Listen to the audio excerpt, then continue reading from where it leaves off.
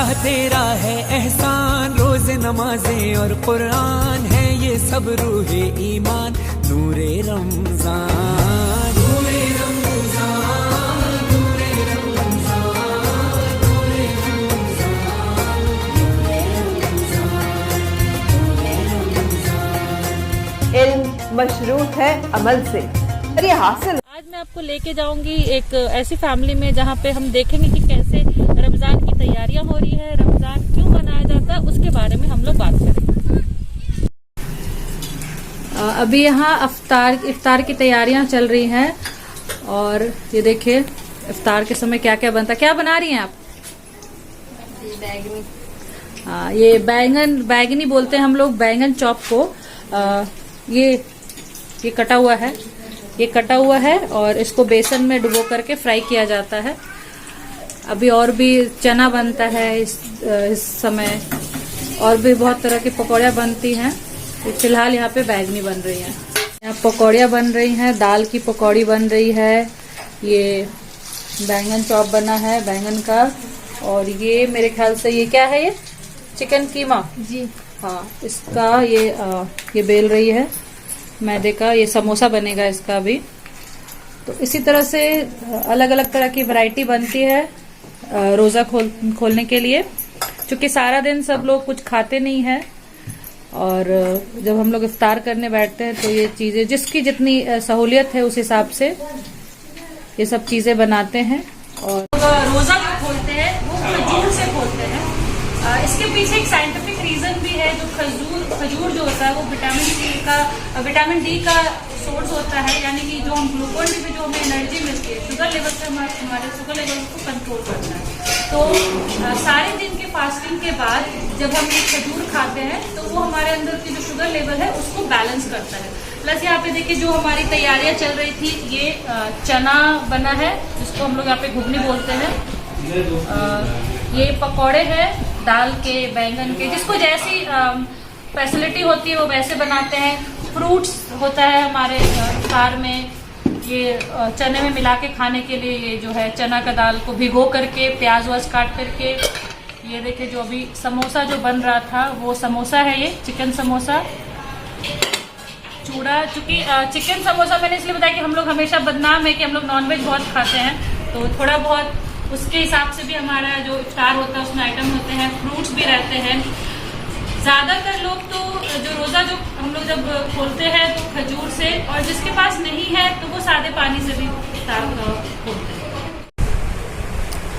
Hello दोस्तों, अभी मैं आई हूँ मोहम्मद हिफ्जुर रहमान जी के घर पे, जो मेरे अंकल भी लगते हैं, और अभी हम इनसे जानेंगे रमज़ान के बारे में। रमज़ान के महीने को मुबारक महीना क्यों बोला जाता है, हम उनके बारे में आइए इन्हीं से जानते हैं। अस्सलाम वालेकुम।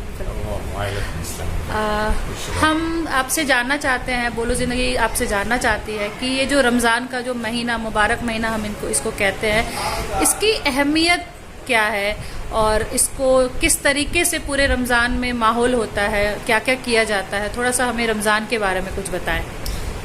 देखो बेटा, बात ऐसी है कि हमारे नबी मोहम्मद सल्लल्लाहु अलैहि वसल्लम के ऊपर जो कुरान आया, जो आसमानी किताब कहलाती है, अल्लाह की किताब कहलाती है, वो कुरान शरीफ इसी महीने में नुज़ूल हुआ है।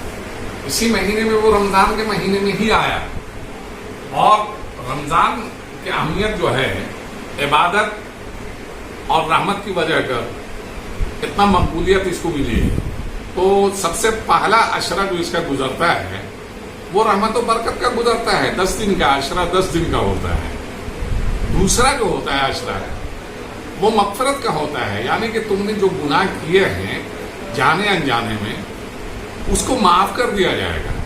और तीसरा अशरा जो होता है वो होता है जहन्नम से निजात का।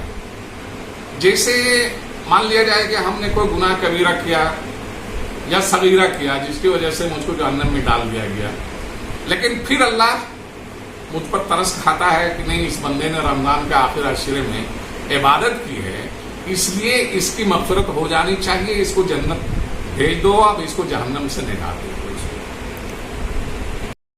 एक बात मैं आपसे पूछना चाहूँगी, जैसे हर साल, अभी तो ये कोरोना वायरस की वजह से लॉकडाउन है, सब घर के अंदर है, लेकिन हर साल जैसे रमज़ान मनाया जाता था, जैसे तरावी पढ़ना, मस्जिद में नमाज पढ़ना, जैसे आज जुमा भी है, तो इस तरह से इस बार के रमज़ान में क्या आपको लग रहा है कि पहले हम रमज़ान में क्या होता था और अभी के रमज़ान में क्या फ़र्क लग रहा है, कि लोग वैसे इबादत कर पा रहे हैं या उससे ज़्यादा इबादत हो रही है?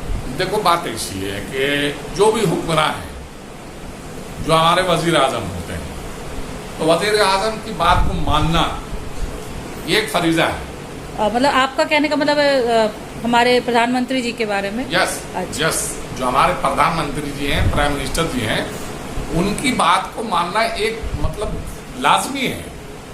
इसलिए इस साल का जो रमजान है, हाँ ठीक है कि रमजान में मस्जिद में तरावी नहीं हो रही है, मस्जिद में जमात 3 से 4 लोग की हो रही है, ये बिल्कुल सच है। तरावी हो रही है, कुरान खत्म नहीं हो रहा है।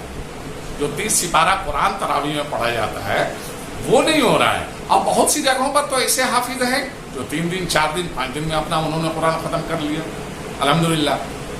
तो मेरी समझ से ये आता है कि और साल के बनिस्बत इस साल जो लॉकडाउन है, ये तो सच है कि हमारा इम्तहान है, हमने कोई गुनाह किया है, यानी कि हम लोगों में से किसी ने भी जो भी गुनाह किया है उसकी इस्लाह अल्लाह कर रहा है। कह रहा है कि अल्लाह कह रहा है कि बेटा अभी भी सुधर जाओ, वक्त है तुम्हारे पास, वरना हम कुछ भी कर सकते हैं।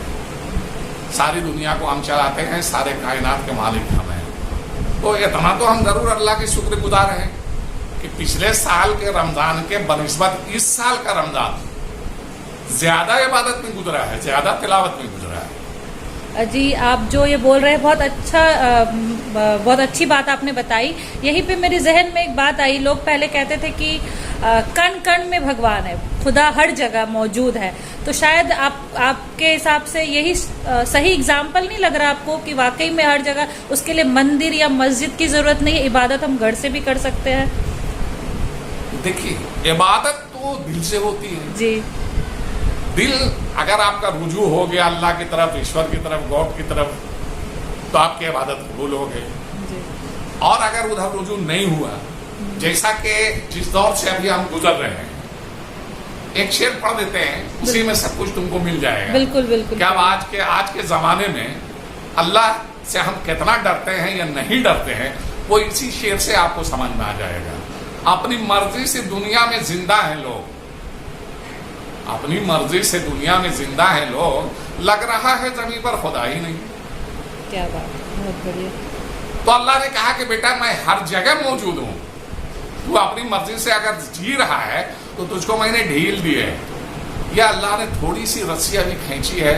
अभी भी अल्लाह से हम लोग माफी मांगे और हम लोग अल्लाह और ईश्वर और गॉड की इबादत दिल से करें, न कि दिखलावा की। और रमजान में क्या क्या करते हैं लोग तरावी के अलावा, और क्या क्या करना चाहिए? जैसे फितरा क्या है, ज़कात क्या है, क्यों निकालते हैं? फितरा रमजान में जो हम निकालते हैं वो असल में जान का सदका है, हर फर्द के जान का सदका है जो गरीबों में दिया जाता है। और रमजान के मुबारक महीने में जो खुसूसन इफ्तार का जो इंतजाम किया जाता है, उसका मजा ही कुछ और है। उसका मजा इसलिए है कि जब आदमी दिन भर भूखा होता है और शाम में उसको कुछ जब खाने को मिलता है तो वो इतना लजीज लगता है, वो इतना लजीज लगता है कि रोजा रखने वाला ही इसको समझ सकता है। काश ऐसी इबादत साल भर की होती तो हम साल भर ऐसी इबादत करते। चलिए, बहुत अच्छा लगा आपसे बात करके। और चूंकि हमने सोशल डिस्टेंस का यहाँ पे ध्यान रखा हुआ है, इसीलिए हमने इस तरह से वीडियो किया हुआ है, ताकि हम सिंगल ले साथ में बैठ के हमने ये वीडियो।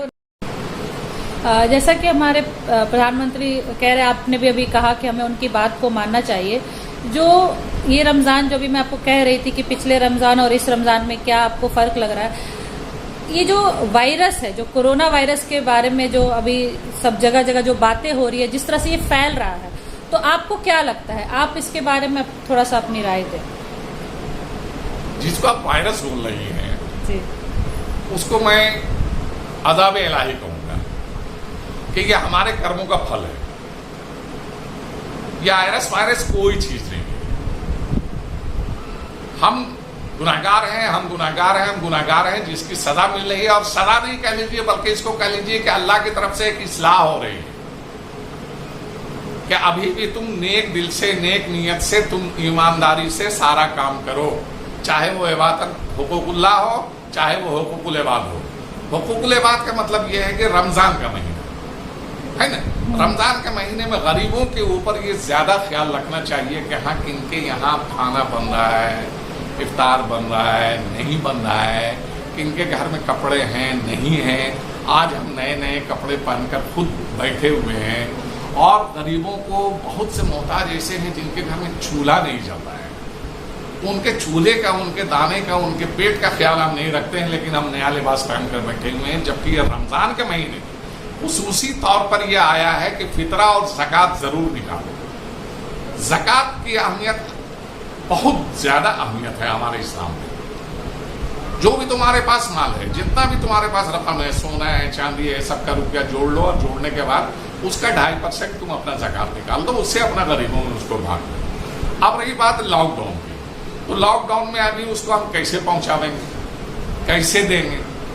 उसके लिए सोशल डिस्टेंस है कि वो खुद नहीं हमारे यहाँ भीड़ लगावे, हम उनके घर पर जाकर देंगे। सोशल डिस्टेंस का तो एकदम लाजमी है कि ख्याल रखना चाहिए। लेकिन अफसोस इस बात का है कि हम इतना ज्यादा अक्लमंद हैं कि पुलिस प्रशासन हमारी इतनी मदद कर रही है, डॉक्टर्स हमारे इतने मदद कर रहे हैं, या कोई समाज सेवी हमारे बहुत ज्यादा मदद कर रहे हैं, अफसरान बहुत ज्यादा मदद कर रहे हैं, लेकिन हम उसका मजाक उड़ा रहे हैं। मोटरसाइकिल पर ठाट से बैठ के 2 आदमी चले आ रहे हैं। लॉकडाउन का ऐलान हो चुका, हम वजीर आजम की बात नहीं मान रहे हैं, वजीर आला की बात नहीं मान रहे हैं। अगर इसका ख्याल नहीं रखा जाएगा तो हमको और बहुत ज्यादा जूझना पड़ेगा और बहुत ज्यादा हमको मुसीबत में जाना पड़ेगा। इसलिए मेरी इल्तिजा है तमाम लोगों से कि हुकूमत का जो ऐलान हो रहा है, प्रशासन को मदद करें हम लोग किसी भी हाल में। जी बहुत बहुत शुक्रिया आपका हमसे बात करने के लिए।